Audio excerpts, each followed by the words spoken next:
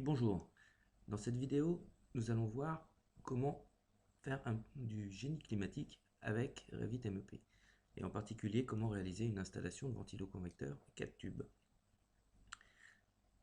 Donc, dans une pièce qui n'est pas encore équipée, nous allons venir positionner sur la vue du faux plafond un ventilo-convecteur que l'on vient poser tout simplement sur le plafond. Le fait de travailler dans la vue de faux plafond va nous permettre d'être certain du bon positionnement du ventilo-convecteur par rapport à la race de plafond, puisque celui-ci a été conçu pour venir se poser exactement sur le plafond. Donc pour s'en assurer, on vient réaliser une coupe de cette pièce, et à l'ouverture de la coupe, qui est immédiate, on s'aperçoit que notre ventilo-convecteur s'est bien positionné effectivement comme on le souhaitait.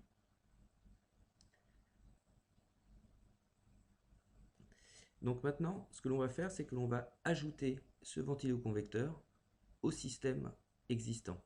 Donc c'est un ventilo-convecteur 4 tubes. Donc l'on va avoir de l'eau chaude, de l'eau froide en aller et en retour, ainsi que des condensats et du soufflage.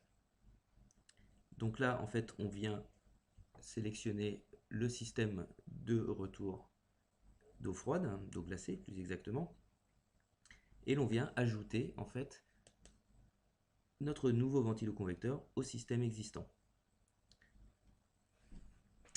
Une fois que ce nouveau ventilo-convecteur appartient au système, nous n'avons plus qu'à venir dessiner en fait les canalisations pour venir le raccorder au réseau d'eau glacée existant à l'intérieur de notre modèle. Donc le réseau d'eau glacée existant est identifié tout simplement au travers de la palette de propriétés. Et donc on va venir en fait transformer le coude qui se trouve ici en un T pour pouvoir ajouter une antenne à notre réseau et venir raccorder notre nouveau ventilo-convecteur à l'installation déjà existante dans notre bâtiment. Donc quelques petits outils de guidage en fait qui nous permettent de nous raccorder sans aucun souci. Et naturellement, une fois qu'on l'a fait pour le réseau d'eau glacée, en aller, il faut le faire pour l'ensemble des réseaux. C'est ce que l'on a réalisé au préalable. Donc pour la partie soufflage, en fait, on va procéder différemment. Après avoir là aussi associé notre ventilo-convecteur au réseau de soufflage existant, on va utiliser les outils de génération automatique de gaines. Donc en fait, Revit nous propose un certain nombre de tracés que l'on peut venir modifier, amender comme on le souhaite. Là, par exemple, on va déplacer quelque peu l'axe théorique de notre réseau pour éviter d'avoir un coût supplémentaire. Et à partir du moment où l'on est satisfait du tracé proposé, on termine la présentation et Revit génère automatiquement le réseau de gaines de soufflage correspondant.